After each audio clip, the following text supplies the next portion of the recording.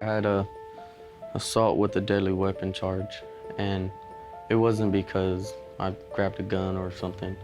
That was a fit of rage. Poor kid did nothing to me. Juan Mancias was 15 when he nearly killed another teenager with his bare hands. His anger began when he was a young boy, and in the most unlikely place, the church where his father and grandfather were pastors.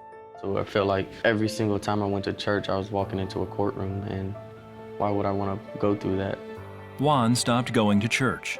The source of that anger was never feeling good enough for God. And if I'm not going to feel the love, or if I'm going to be judged, then I'm going to act out. I took it out in fights. I took it out in just breaking stuff. After the assault charge, his father persuaded Juan, already a skilled baseball player, to take up boxing as a way to channel his anger. Every person that made me mad at school or a teacher, I took it out in the boxing gym. Juan's boxing coach was a Christian, and every workout came with a Bible lesson. One day, Juan took a blow to the head. I told my dad my leg felt funny. I blacked out at that point. From that on, I don't remember.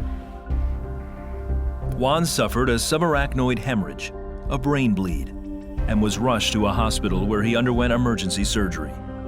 The doctors told his parents he may never wake up, and if he did, he had only a 30% chance of living a normal life. He said, I'm going to give your son 12 hours. After 12 hours, I'm going to give him 3 days. After 3 days, we're going to have to see what you want us to do. I couldn't comprehend it. I couldn't think. I was kind of in shock myself. When he told us that, my wife looked at me and she goes, you need to pray. So that's when I went into the extended waiting room, and I just cried out to the Lord. Johnny and his wife Helen stayed at their son's bedside, praying through the night. So right now, we're not going by what the doctors tell us, we're going by what God says. I started playing nothing but worship music inside his room during the nighttime. The very next morning, Juan woke up. At that time, it was like God was just assuring us that everything was going to be okay. After the first week, I seen the turnaround, and on the 6th day, he started telling me he wanted to walk, and that's when I knew that everything was going to be okay. I knew that God's hand was in it. The path back for Juan wasn't easy. We had to teach him how to eat again, and we had to teach him how to drink again. We had to teach him how to use a straw, how to read, how to spell his name. But I knew that God's hand was in it because it just happened. He did so good. Juan regained most of his brain function within a matter of weeks, but instead of being grateful to be alive, he was angry.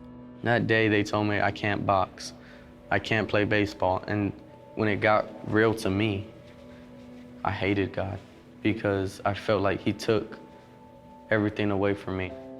As Juan's body continued to heal, his father prayed that God would heal his heart as well. One evening, he talked Juan into going to hear an evangelist at a youth camp service. I was just praying, Lord, please speak to my son because he's not listening to me anymore. I had my eyes closed and I was still praying. And when I seen him get up, I got up and followed him. And so they prayed for him, and it was like the Lord just took over.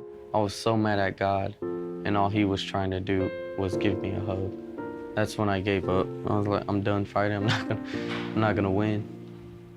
I couldn't move. I felt paralyzed. They prayed for me, and then all of a sudden, I felt peace. I really feel like I had a spirit of anger in me. That night, I felt like it came out, and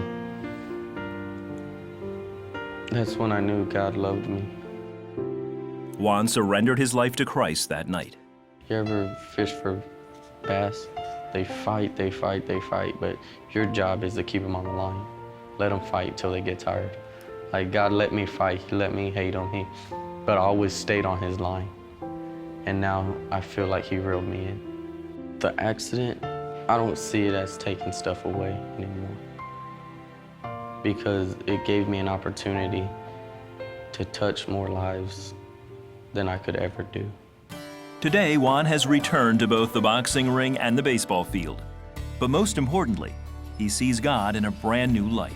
I don't see God as a judging God. I see God as a merciful, loving God. I see him as a father who wants his kids to be safe. He doesn't walk away from us. We walk away from him, and he's waiting there. God loves you, and he's just waiting for you to come back home.